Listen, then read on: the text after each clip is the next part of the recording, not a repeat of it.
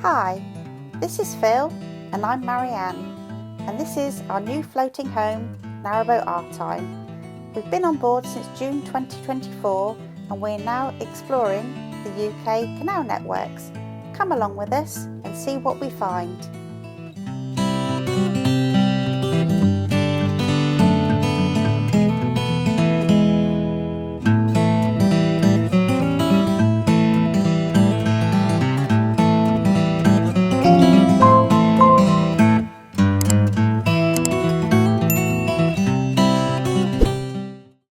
Hi and welcome to this week's video. We've been to Crick Boat show and we had a lovely time walking around. We thought we'd do something a little bit different, so Phil's going to take you through some of the drive and propulsion systems that we spoke to the specialists about.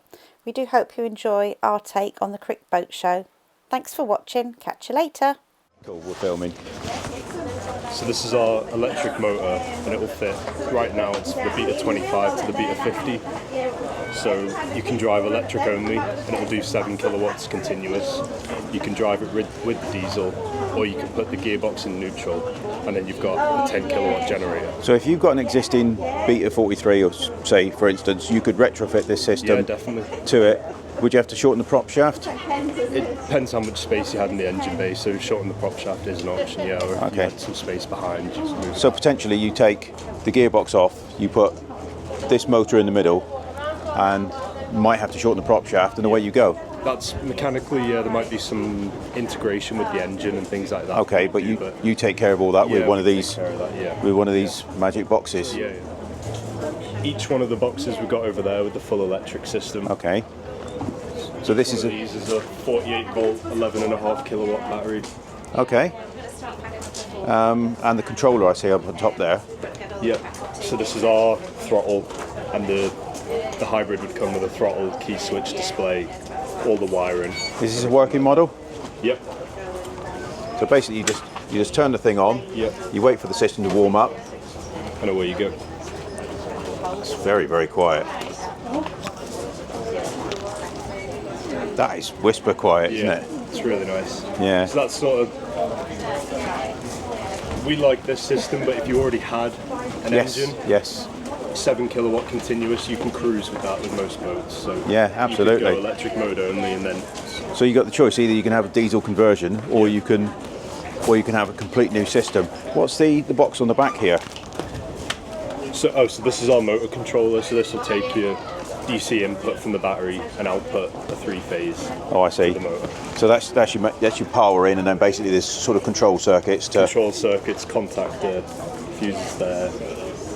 And it'll also do the cooling system. It'll control that, so when things start getting hot, it'll turn it on. So that will go to a skin tank, will it? Yeah. So we've got our own fuel cooler pods. So this is one we make ourselves. So that's a cooling system.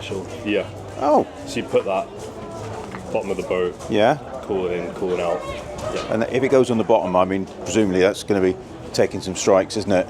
Yeah. So we got our sacrificial.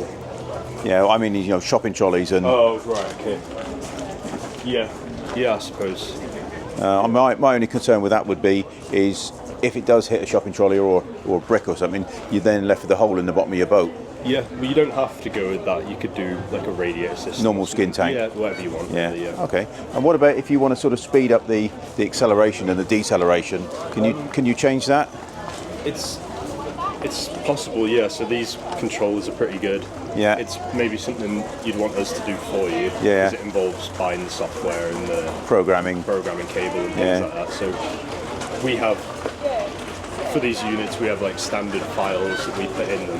But if you wanted to request, it's probably something you're going to want to change once it's in the boat and you get the feel of it and kind of. So I'm just thinking sometimes if you're accelerating forwards, then yeah, fine, you want it to build up slowly. Yeah. But if you get to a bridge and there's another boat coming, you put it in reverse, you want almost instant power. So you'll have, they call it the ramp rates. Yes. And you'd have a ramp up rate and a ramp down rate. Yeah. So you could have it set to accelerate slower than you'd want. But that's something that would be done on the internal software. Yeah. Oh, okay. And presumably this is just a bigger version of that? That's our 10 kilowatt continuous, and this is our 20 kilowatt continuous. And presumably that's for a wide beam or? Yeah. These two motors are in dozens of boats now, so we can sort of, you let us know what you've got and we can tell you what we put in the past and what works well and what people are happy with and things.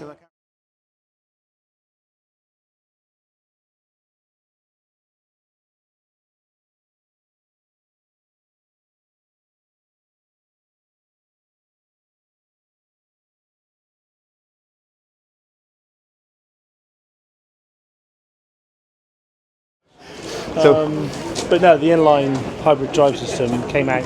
We had a teaser launch last year, and then we've now done all the testing, and it's ready to go. Really. So basically, what have you got? You've got a 42 horsepower, is it? This is a 42 with a 9 kilowatt inline hybrid system. So you've got your hybrid drive in there, which means you can either run it as a full diesel engine, you can run it as electric drive from there that way, or you can run it from a generator point that way. Are there any belts on it, or is it just direct? No, it's direct drive. Direct coupling. There's a spread clutch arrangement inside between the flywheel and the electric drive, which means you're not relying on belts or anything like that. You don't need any clutch arrangement at the end of the gearbox. You literally can disengage, put the gearbox into neutral, rev the engine up as fast as you like, and put more charge into it. Can you retrofit this to existing? Existing canal line engines can be retrofitted as well. So if you've got a canal line, I see there's extra alternators on there. This one's only done for display purposes because we also use it at the Crick as a canal line 42 standard, which is why it's got the second alternator on. Right. Dual purpose. Yeah, of course, which is what it's all about. It's sorry, am I dropping things or is that you? Yeah, well, that's what it's all about. It's all about usability. In the summer, it's an electric boat, and in the winter, it's a diesel boat. And also, you can go out in the marina on electric, and then if you're going on the river, you've got the diesel there to be able to go up the river. Yes. It's one of those. It gives you the versatility and flexibility. And it's currently, the retail price on it is 20,000, just over 20,000 plus VAT, including VAT. Okay, and what sort of batteries would it use? We offer 11.5 kilowatt lithium Life Pro battery or a 23.5 kilowatt battery with it. So if you had the whole package then, if you had the engine with the hybrid system built in and the batteries? And one battery, which is 11.5, you're looking just around about 26,000. Okay, all yours. Okay, hello there. I'm Graham from Hybrid Marine, and I'm here to explain to you about our parallel hybrid systems. So parallel hybrid, it's comprised of a basic standard marine diesel here. In this case it's a Beta 43, in this case here it's a Shire 50. The same principle applies. So you have a standard marine diesel, standard gearbox. This is a PRM 150 here, which is fitted to most narrowboats. We don't interfere with the mechanical connections, that goes straight to the shaft. So we have the normal engine gearbox shaft connection as you would with a standard engine. But what we do is we add in this electrical motor generator here, which also connects to the drive shaft in parallel to the engine, hence parallel hybrid. The basic principles of operation: with the engine stopped, gearbox in neutral, you drive on the electric motor. This is rated at 10 kilowatts, so about 12.5 horsepower. So plenty of power for normal, calm canal use. However, if you're on a river or fast-flowing stream, we need more power, that's when you'll be back on the engine. But for 90% of the time on the canals, that's more than enough. And this is all presumably powered by lithium battery banks? Certainly a battery bank, 48-volt bank. It could be lithium or it can be lead acid. Quite a lot of our systems still go for lead acid. Okay. Very robust. Is there any benefit to having lead acid? Yeah, I think they're robust, very cost effective. You have a 5-year warranty on them, and if it comes from the forklift truck industry, that's on site. So if you have a problem and you're out in the middle of nowhere, they'll come out and fix it. You buy lithium batteries from a store, you're going to take it out yourself, take it back, and then have that discussion about replacing. So on a heavily ballasted boat, like a narrow beam barge or a broad beam, is that you need lots of ballast. So the fact that the batteries are heavy is not really an issue. In fact, look at this boat here, as an example. This is Natalia. That's a 38 metre, 110 foot barge, weighs 100 tonne. That has 10 tonne of lead acid batteries. And it needed 15 tonne of ballast. So there was the answer. Yeah. And also that made that considerably lower cost to build. We tried to do that in that program. We saw your talk the other day. Oh yes, did, yeah. We got that. So the basic idea is run an electric motor in moderate canal conditions. When the batteries run down, start the engine, put the gearbox into gear, drive the shaft in a conventional way, and that becomes a generator for recharging batteries. Yes. So, can you retrofit this, or does it have to be done as a standalone unit? So retrofits aren't really viable in a number of ways. So technically, it's a 48 volt system, so you have to rip out your whole 12 volt system and replace it with 48, find places to fit your 48 volt battery bank, fit this to an engine, and the price is escalating. So really, it's not really retrofittable. Okay, and as a service item on the hybrids, what's required, or how often? In general, the main service item is the drive belt. You can break a belt if you hit a sill or you hit a log, that can break the belt. But that's preferable to breaking an engine mount or a damper plate. Of course. So it's a weak link in the chain that's easily repaired. Perfect. This is the Lynch hybrid, red snapper, I believe. Red snapper? This is Red Snapper L01, if you like. We were the test bed for it. We bought it.